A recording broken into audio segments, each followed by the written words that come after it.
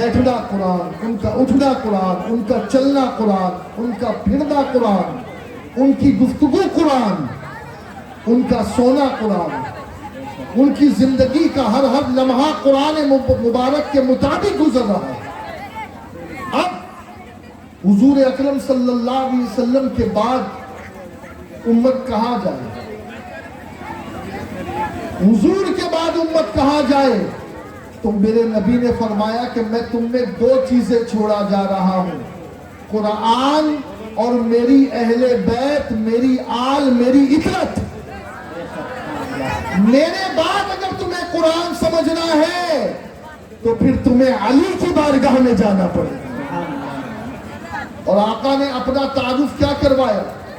فرمایا انا مدینۃ العلم وعلی بابھا، کہ میں علم کا شہر ہوں، علی اس کے دروازہ ہے۔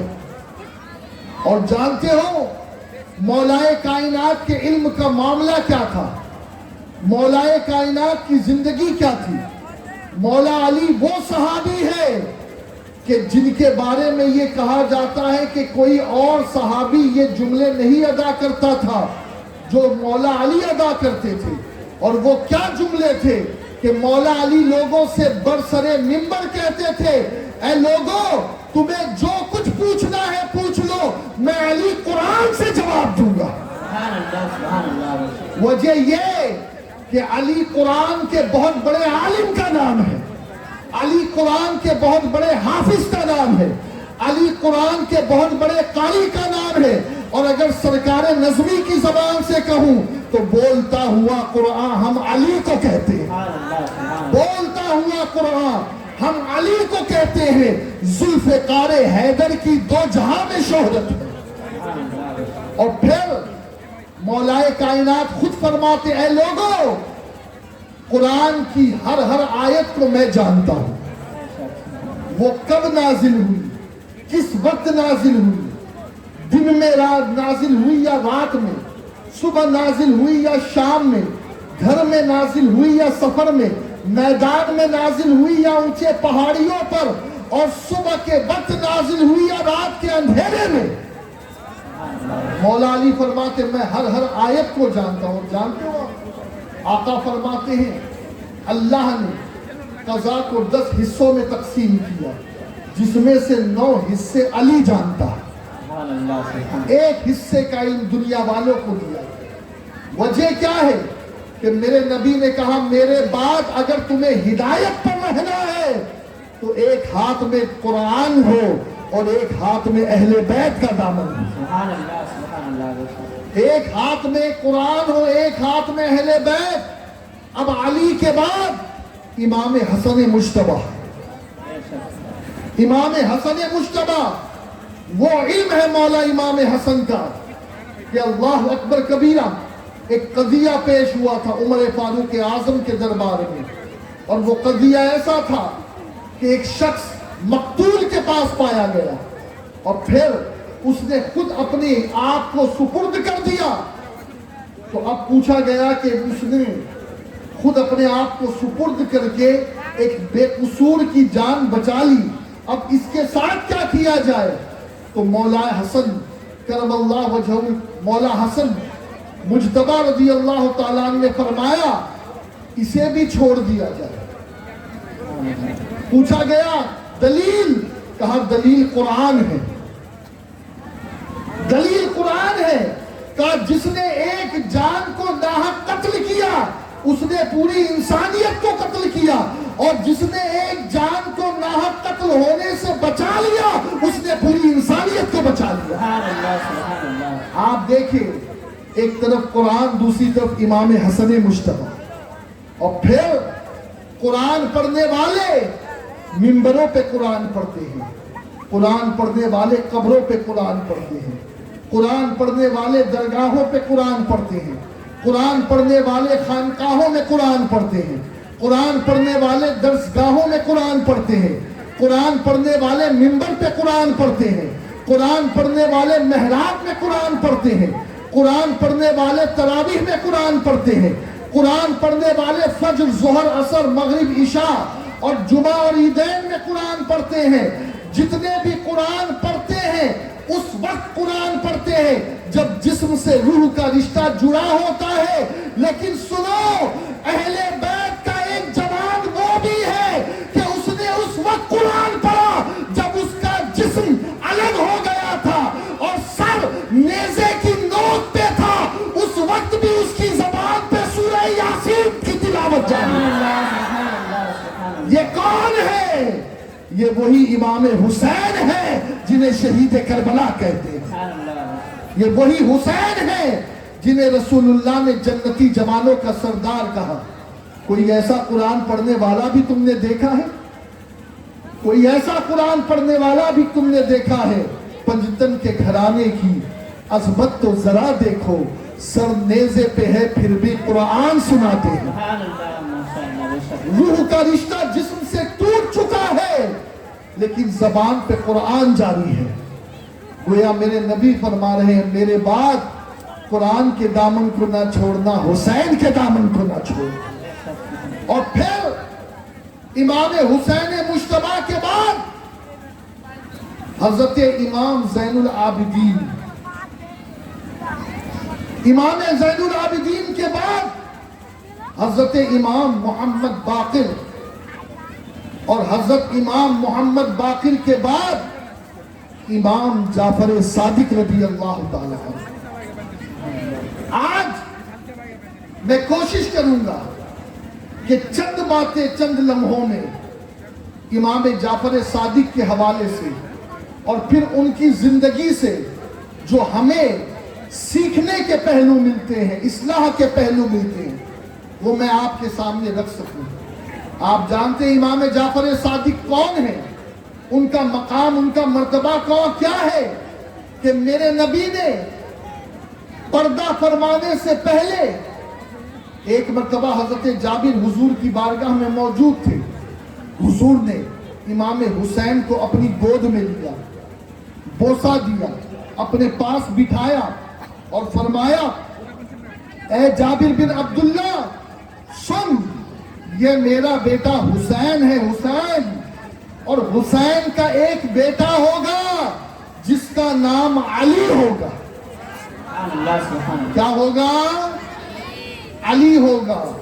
اور جب قیامت بپا ہوگی تو ایک پکارنے والا پکارے گا اے محشریو، اے اہل محشر، وہ دیکھو سید العابدین کھڑا ہو رہا ہے، سید العابدین آ رہا ہے. میرے نبی فرماتے ہیں جیسے ہی پکارنے والا سید العابدین کو پکارے گا تو حسین کا بیٹا علی کھڑا ہو جائے گا. ارے ہم کتنی بھی عبادت کریں، ہم عابد بن سکتے ہیں، لیکن سید العابدین کا لقب میرے آقا نے زین العابدین حضرت علی اوسط کو عطا فرمایا. یہ وہی علی ہے جو کربلا میں تنہا بچے تھے، باقی امام حسین کے سارے بچوں کو شہید کر دیا گیا تھا. اور قسم خدا کی یہ بھی صدقہ ہے بی بی زینب کا، یہ کرم ہے بی بی زینب کا، اور یہ قیامت تک آنے والے حسینی سادات پر احسان ہے بی بی زینب کا کہ بی بی زینب نے کربلا میں بھی حضرت زین العابدین کو قتل ہونے سے بچایا، راستے میں بھی قتل ہونے سے بچایا، ابن زیاد کے سامنے بھی شہید ہونے سے بچایا، اور یزید کے دربار دمشق میں بھی شہید ہونے سے بچایا. سبحان اللہ، سبحان اللہ. اس لیے کہ اگر زین العابدین شہید ہو جاتے تو پھر سلسلے حسینی سادات رک جاتا، پھر دنیا میں صرف حسنی سادات رہ جاتے. لیکن اے زینب تیری عظمتوں پہ قربان کہ تیری وجہ سے آج پوری دنیا میں حسینی سادات کا بول بالا ہے، پوری دنیا میں حسینی سادات کا بول بالا ہے. اور سیدہ زینب کے بارے میں بھی، اس لیے کہ میری بہنیں یہاں موجود ہیں، میں عرض کروں گا اے میری بہنوں ادھر ادھر مت دیکھو، یہاں وہاں مت جاؤ. تمہارے لیے رول ماڈل سیدہ زینب کی زندگی ہے، ان کی امی جان حضرت فاطمہ الزہرا کی زندگی. بے شک، بے شک، سبحان اللہ. پردہ کرو، پردہ ساتھ اپنی زندگی گزارو، بے پردہ مت رہو، اس لیے کہ سیدہ فاطمہ الزہرا رضی اللہ تبارک و تعالی عنہا جب قیامت کے دن پل صراط پر سے گزرے گی تو عالم یہ ہوگا کہ پکارنے والا پکارے گا، اے اہل محشر، اے محشر کے رہنے والے لوگ، اے محشر میں موجود لوگ، اپنی گردنیں جھکا لو، اپنی نگاہیں نیچی کر لو، اس لیے کہ اب 70,000 حوروں کے جھرمٹ میں فاطمہ بنت محمد پل صراط سے پار ہو۔ سبحان اللہ سبحان اللہ۔ کتنے ہزار جھرمٹ؟ 70,000 حوروں کے جھرمٹ میں سیدہ پل صراط سے پار ہو رہی ہے۔ سوال یہ پیدا ہوتا ہے، مولا سیدہ 70,000 جھرمٹ حوروں کے جھرمٹ میں پل صراط پار کر رہی ہے، تو جو بی بی 70,000 حوروں کے بیچ میں ہے تو یقیناً وہ بی بی تو پردے میں ہی ہوگی۔ اس بی بی کے پردے کا کیا عالم اور اس بی بی کے پردے کا کیا بیان؟ لیکن مولا 70,000 حوروں کے بیچ میں سیدہ کے رہنے کے باوجود تو سارے محشر والوں سے یہ کہہ رہا ہے کہ گردن نیچی کرو، آنکھیں جھکا لو۔ مولا بات کیا ہے؟ سمجھ میں نہیں آئی۔ جواب ملے گا، بندے یہ میرے محبوب کی بیٹی ہے، یہ سیدۃ النساء ہے، یہ جنتی عورتوں کی سردار ہے، اور اس نے اپنی پوری زندگی پردے میں گزاری، اس نے اپنی پوری زندگی حیا میں گزاری، اس نے اپنی پوری زندگی ایسے گزاری کہ سورج نے بھی اس کے سر کا بال نہ دیکھا، چاند نے بھی اس کے سر کا بال نہ دیکھا، اس کے آنچل کو مہر و ماہ نے نہیں دیکھا، بلکہ جب یہ دفن ہوئی تو رات کے اندھیرے میں ہوئی تاکہ کسی مرد کا سایہ بھی اس کی ناش پر نہ پڑے۔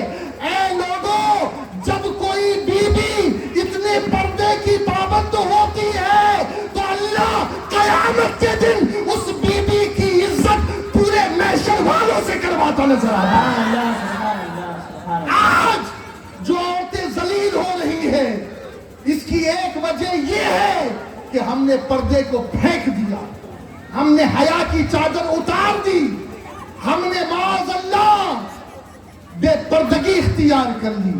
سر پہ روپٹہ نہیں، سر پہ چادر نہیں، بدن پہ چادر نہیں، ساڑی پہن کر آدھا بدن ننگا دکھا کر کے غیر مردوں سے ہنس کر کے بات کرتی ہو۔ ذرا سوچو تو صحیح، قیامت کے میدان میں سیدہ فاطمہ الزہرا کو کیا منہ دکھاؤ گی؟ جانتے ہو سیدہ فاطمہ الزہرا رضی اللہ تعالیٰ عنہا سے جب میرے رسول نے کہا کہ عورت کے لیے سب سے بہتر چیز کیا ہے، تو سیدہ طیبہ فاطمہ الزہرا سلام اللہ علیہا نے عرض کی تھی، ابا جان، ایک عورت کے لیے سب سے بہتر یہ ہے کہ نہ وہ کسی غیر مرد کو دیکھے اور نہ کوئی غیر مرد اس عورت کو دیکھے۔ اس سے بڑھ کر عورت کے لیے کچھ نہیں ہو سکتا۔ لیکن آج عورتوں کا حال کیا ہے، اور بالخصوص اس علاقے میں برقعے کا رواج نہیں، پردے کا رواج نہیں، شادی بیاہ ہو یا پھر نہانے کا معاملہ ہو یا کپڑے دھونے کا معاملہ ہو یا برتن دھونے کا معاملہ ہو، گاؤں میں جہاں ہینڈ پمپ ہے وہیں عورتیں جمع ہو جاتی ہیں، جہاں کنواں ہو وہیں عورتیں جمع ہو جاتی ہیں، اور معاذ اللہ 5-6 عورتیں وہیں پر نہاتی بھی نظر آتی ہیں، وہیں کپڑے دھوتے بھی نظر آتی ہیں۔ اور پھر آپ جانتے ہو میرے نبی فرماتے جب ایک عورت گھر سے بے پردہ باہر نکلتی ہے تو اسے شیطان جھانکتا ہے، پھر بہت سارے شیطان صفت جوان چھپ کر کے عورتوں کو دیکھتے ہیں، چھپ کر کے عورتوں کا نظارہ کرتے ہیں، لذت گناہ میں مبتلا ہوتے ہیں۔ اے میری بہنوں، خدا کے لیے جانتی ہو تمہارے لیے تو حکم یہ ہے کہ اگر مکہ شریف بھی جاؤ تو مکے میں کعبے کے سامنے نماز پڑھنے سے بھی افضل نماز وہ ہے جو تم اپنی ہوٹل میں ادا کرو۔ مسجد نبوی شریف میں نماز ادا کرنے سے بہتر یہ ہے کہ عورت اپنے گھر میں نماز ادا کرے، اپنے ہوٹل میں نماز ادا کرے۔ ہاں اگر مسجد نبوی میں آنا ہے تو حضور کے روضے کی زیارت کے لیے بس، نماز کے لیے اور کعبے میں طواف کے لیے یہ ارکان ادا کر دو۔ باقی عورت کی افضل نماز وہی ہے جو اس کے کمرے میں ادا۔ آپ جانتے ہیں اللہ کے نبی صلی اللہ علیہ وسلم کی دو بیویاں غالباً حضرت ام سلمہ اور ایک اور بیوی موجود تھی، ایک نابینا صحابی تھی جن کا نام ہے حضرت عبداللہ ابن ام مکتوم رضی اللہ تعالیٰ عنہ، بڑے عظیم صحابی ہیں۔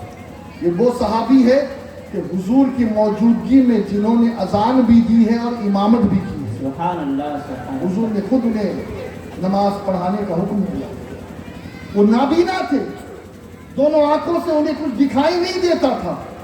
ایک مرتبہ وہ گھر میں آنے کی اجازت مانگنے لگے، گھر میں 3 میرے نبی موجود ہیں، حضور کی 2 بیویاں موجود ہیں۔ جب انہوں نے اجازت مانگی تو میرے نبی نے اپنی بیویوں سے حکم دیا کہ پردہ کرو،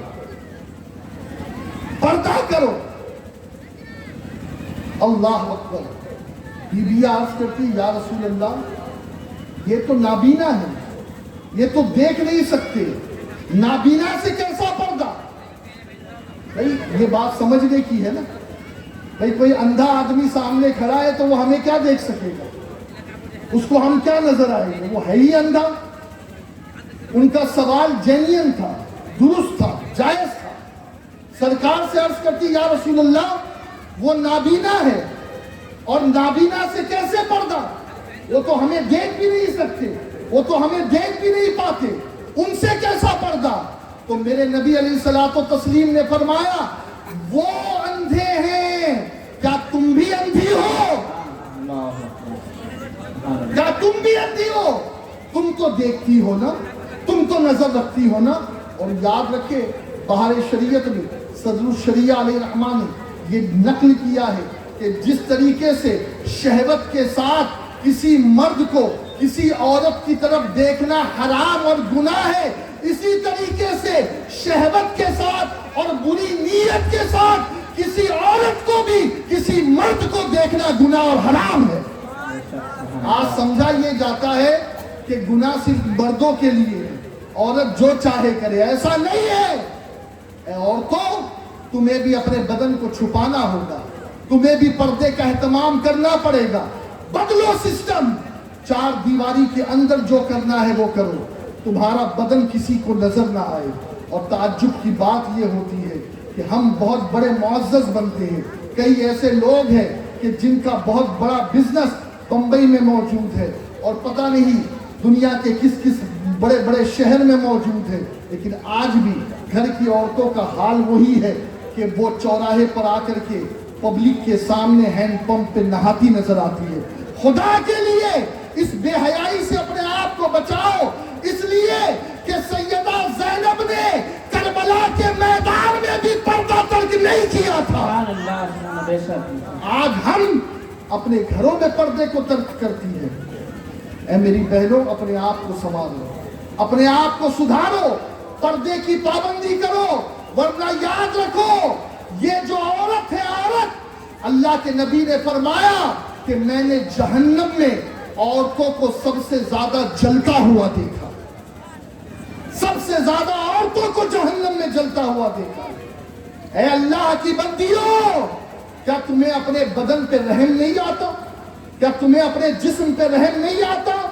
ارے بدن کا وہ حصہ جسے غیر محرم نے چھوا ہو وہ سب سے زیادہ مستحق ہے اس بات کا کہ اسے جہنم کی آگ میں جلایا جائے۔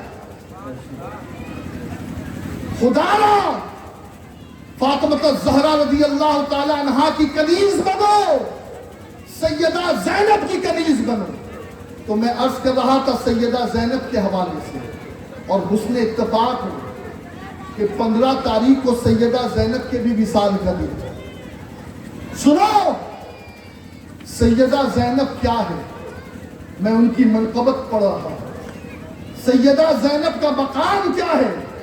اگر علی کی چلتی پھرتی تصویر دیکھنا ہے تو سیدہ زینب کو دیکھ لو، فاطمہ کی حیا دیکھنا ہے تو سیدہ زینب کو دیکھ لو، فاطمہ کا وقار دیکھنا ہے تو سیدہ زینب کو دیکھ لو۔ بلکہ اگر سیدہ زینب کی تقریر کوئی سنے تو ایسا لگتا ہے کہ یہ زینب نہیں ہے، یہ علی بول رہا ہے، علی بول رہا ہے۔ آپ کو معلوم ہے زینب کا مطلب کیا ہے؟ 2 لفظ ہے زینب میں، 2 لفظ ہے، ایک زین اور ایک اب۔ زین کا مطلب ہوتا ہے زینت اور اب کا مطلب ہوتا ہے عربی میں باپ۔ کیا مطلب؟ زینب کا مطلب یہ ہے کہ علی کی زینت کا نام زینب ہے، علی کی زینت کا نام زینب ہے۔ خیر، عرض یہ کر رہا تھا قرآن اور اہل بیت، قرآن اور اہل بیت، میرے نبی نے فرمایا قیامت کے میدان میں آواز آئے گی سید العابدین، اس وقت امام زین العابدین کھڑے ہوئے۔ پھر آقا نے فرمایا اے جابر، اس کا ایک بیٹا ہو جس کا نام محمد ہو، تو اس سے ملاقات کر اور اسے میرا سلام پہنچا دے۔ حضور وصال فرما گئے، 70 سال بعد حضرت جابر کی ملاقات امام محمد سے ہوئی، امام محمد الباقر رضی اللہ تعالیٰ عنہ، اور انہوں نے حضور کا سلام پہنچایا، حضور علیہ الصلوۃ والتسلیم کا سلام پہنچایا۔ اور سنو، یہ سلام جسے پہنچایا جا رہا ہے نا، یہی جعفر صادق کے والد ہے۔ آج دنیا کو جو علم کی خیرات ملی ہے، واللہ باللہ تاللہ للہ، یہ علم جس کو ملا ہے یہ اہل بیت کے دروازے سے ملا ہے۔ امام اعظم ابو حنیفہ نعمان ابن ثابت کوفی رضی اللہ عنہ فرماتے ہیں کہ اگر مجھے وہ 2 سال نہ ملتے تو نعمان ہلاک ہو جاتا۔ کون نعمان؟ کون ابو حنیفہ؟ وہ ابو حنیفہ کہ میرے آقا نے فرمایا فارس کے نوجوانوں میں سے ایک نوجوان ایسا ہوگا کہ اگر علم سریا پر ہوگا تو وہ وہاں سے بھی حاصل کر لے گا۔ یہ اشارت النص ہے حدیث، آقا علیہ السلام نے یہ فرمایا۔ لیکن سنو، وہ نعمان کیا کہتے ہیں؟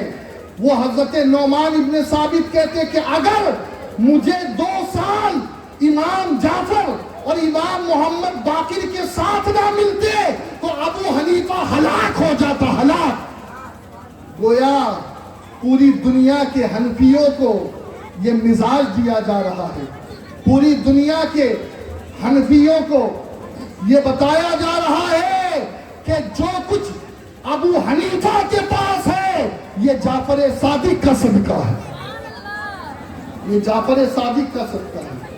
اور سنو، صرف ابو حنیفہ نہیں ہے شاگرد امام جعفر صادق کے، ابو الاسود بھی شاگرد ہے، ایوب سجستانی بھی شاگرد ہے، سفیان بن عینیہ بھی شاگرد ہے، حضرت ابن شریح بھی شاگرد ہے، اور سفیان ثوری بھی شاگرد ہے، مالک بن انس بھی شاگرد ہے، اور بہت سارے صاحب، بہت سارے ہیں جو آپ کے شاگردوں میں ہیں۔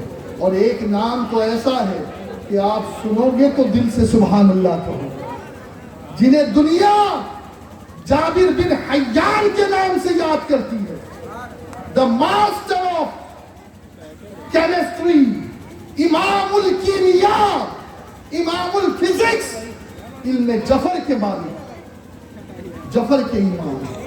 علم کیمیا، بلکہ اعلیٰ حضرت نے لکھا ہے کہ علم جفر کے بانی مولا علی ہے، سبحان اللہ سبحان اللہ اور علم جفر کے ماہر حضرت جعفر ہے، اور علم جفر چونکہ ولیوں کا علم ہے، اس لیے جو اس علم کو حاصل کرے گا وہ کبھی خطا پر آ ہی نہیں سکتا۔ سبحان اللہ سبحان اللہ اعلیٰ حضرت نے فتاوی رضویہ میں لکھا ہے علم جفر کے بارے میں۔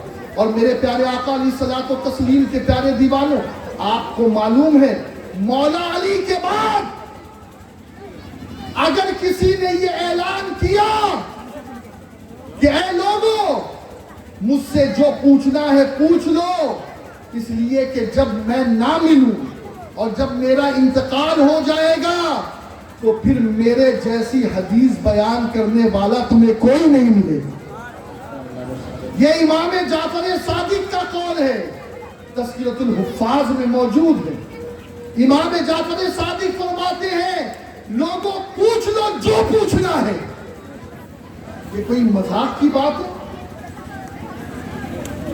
جو پوچھنا ہے، علی آپ کی ذہانت پہ قربان ہے، سبحان اللہ اور اے علی کے بیٹے امام جعفر آپ کی ذہانت پہ قربان ہے۔ سبحان اللہ سبحان اللہ اس لیے کہ ان دونوں کے بعد اب تک کوئی عالم میں تیسرا بتا دو جو یہ اعلان کیا ہے۔ یہ اعلان ہر کسی کے بس کا سودا نہیں ہے، یہ اعلان وہی کر سکتا ہے جسے رب نے علم ظاہر بھی دیا ہو، علم باطن بھی دیا ہو۔ سبحان اللہ اور حضرت عبداللہ بن مسعود کہتے ہیں کہ قرآن کے ظاہری معنی کو بھی علی جانتے ہیں اور قرآن کے باطنی معنی کو بھی علی جانتے ہیں۔ سبحان اللہ اور امام جعفر صادق خود فرماتے ہیں کہ کچھ علوم تو وہ ہے کہ جو ہمیں اپنی ماں کی دودھ سے ملا ہے، ہمیں خون سے ملا ہے، خون رسول سے ملا ہے، اور کچھ علم تو وہ ہے جو صحیفہ فاطمہ سے ہم کو ملا ہے۔ یہ علم سفینہ کی بات نہیں ہو رہی ہے، یہ علم سینہ کی بات ہو رہی ہے۔ بے شک سبحان اللہ یہاں آ کر کچھ لوگ بھٹک جاتے ہیں، تو نے پی کتابوں سے، میں نے پی نگاہوں سے، ماشاء اللہ سبحان اللہ تو نے پی کتابوں سے، میں نے پی نگاہوں سے، فرق ہے فقط ظاہر، فقط اتنا تیرے میرے پینے میں، اور وہ آنکھوں ہی آنکھوں سے مستانہ بناتے ہیں، زحمت بھی نہیں دیتے میں خار کو پینے کی۔ آج یہ جو پوری دنیا میں کیمسٹری پڑھایا جا رہا ہے، دنیا کی کوئی ایسی یونیورسٹی نہیں ہے جہاں کیمسٹری کا سبجیکٹ نہ ہو، فزکس کا سبجیکٹ نہ ہو، علم جفر نہ ہو، علم رمل نہ ہو۔ لیکن جانتے ہو ان تمام علوم کے بانی دنیا جابر بن حیان کو جانتی ہے، اور جابر بن حیان کہتے ہیں اے لوگوں میں کائنات میں اس استاد سے میں نے پڑھا ہے کہ جس استاد کو کائنات کی ہر چیز کا علم دے کر خدا نے بھیجا تھا۔ سبحان اللہ سبحان اللہ وہ جعفر صادق کے بارے میں کہتے ہیں، وہ کہتے ہیں جعفر صادق کے 500 رسائل تو ایسے ہیں کہ جن رسائل کو خود میں نے جمع کیا، 500 رسائل، 500 رسائل۔ میں ان کی کرامات کی بات نہیں کر رہا ہوں، میں ان کے فضائل کی بات نہیں کر رہا ہوں، میں ان کے علم کی بات کر رہا ہوں۔ علم جعفر صادق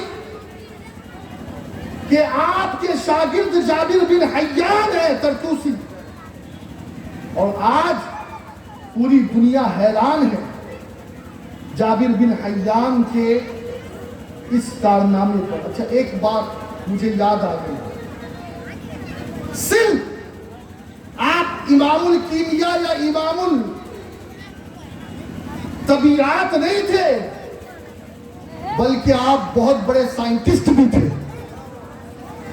بہت بڑے سائنٹسٹ، اور اتنے بڑے سائنٹسٹ کہ میں آپ کو کیا بتاؤں، اللہ اکبر کبیرہ۔ آپ نے ایک جملہ کہا کہ عورتوں کو چاہیے کہ اپنے دودھ پیتے بچے کو اپنی بائیں طرف سلایا کرے۔ سن رہے ہیں یا نہیں آپ؟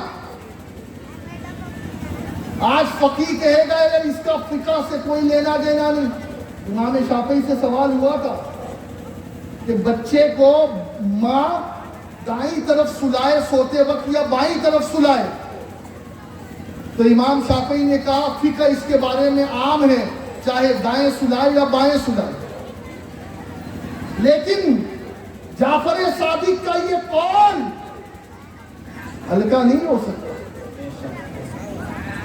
1400 سال بعد، بلکہ ان کے زمانے سے اگر گنے تو 1300 سال بعد دنیا نے اس قول پہ ریسرچ کیا تو ڈاکٹرز نے بتایا کہ ایک عورت کی جو ہارٹ بیٹ ہے وہ 1 منٹ میں 72 ٹائمز دھڑکتی ہے. 1 منٹ میں. اور اگر 72 ٹائمز سے اوپر ہو جائے تو بھی بچے کی زندگی کو خطرہ ہے، اور 72 سے نیچے ہو جائے تب بھی بچے کو خطرہ ہے. اور اگر کوئی بچہ صحت مند رہنا چاہتا ہے تو ڈاکٹر کیا کرتے ہیں، جب اسے کانچ میں رکھتے ہیں تو وہ کانچ میں صرف یوں ہی نہیں رکھتے، بلکہ وہ جو ہارٹ بیٹ کی ایک ٹیون ہوتی ہے وہ ٹون بھی اس کانچ میں بجائی جاتی ہے، جسے سن کر کے بچے کو سکون ملتا ہے.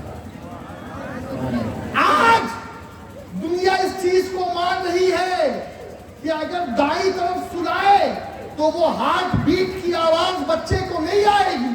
لیکن چونکہ 9 مہینے اس بچے نے ماں کی پیٹ میں گزارا، جب وہ پیٹ میں تھا تو روزانہ ماں کی ہارٹ بیٹ، ماں کے دل کے دھڑکنے کی آواز بچے کے کانوں میں جاتی تھی تو بچہ یوز ٹو ہو گیا. لیکن اب اگر ماں بچے کو دائیں کروٹ سلائے گی یا دور سلائے گی تو وہ آواز بچے کو نہیں آئے گی. بچہ بے چین ہوگا، بچہ بیمار ہوگا، بچہ کمزور ہوگا، بچہ مضطرب ہوگا. قربان امام جعفر کے علم پر سائنس آج بتا رہی ہے، جعفر صادق نے 1300 سال پہلے بتا دیا کہ ماں اپنے بیٹے کو بائیں طرف سلائے تو اس کے لیے بہتر ہوگا. نعرہ تکبیر، نعرہ رسالت، نعرہ حیدری، فیضان اہل بیت. یہ علم کی بات کر رہا ہوں، علم سائنس. اور سنو، عبد الملک بن مروان جو حاکم شام تھا، مروان کا بیٹا عبد الملک ایک مرتبہ قدریہ سلسلے کے